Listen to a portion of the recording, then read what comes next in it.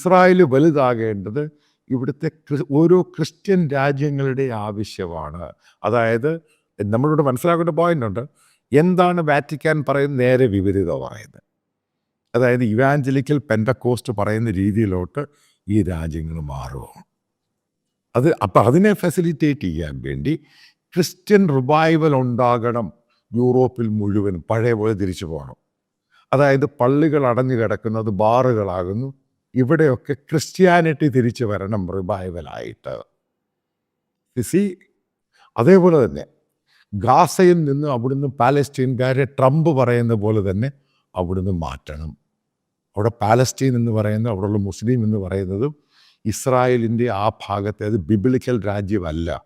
അതുകൊണ്ട് ബിബിളിക്കൽ രാജ്യമായി ഇസ്രായേലിൽ ചുറ്റപ്പെട്ട് കിടക്കുന്ന ലെബനനാണെങ്കിലും സിറിയയാണെങ്കിലും പാലസ്തീനാണെങ്കിലും ജോർദാനാണെങ്കിലും ഗാസയാണെങ്കിലും അവിടെ പൂർണ്ണമായിട്ട് ഒഴിച്ച് അത് ഇസ്രായേലിൻ്റെ കയ്യിൽ കൊടുക്കുക.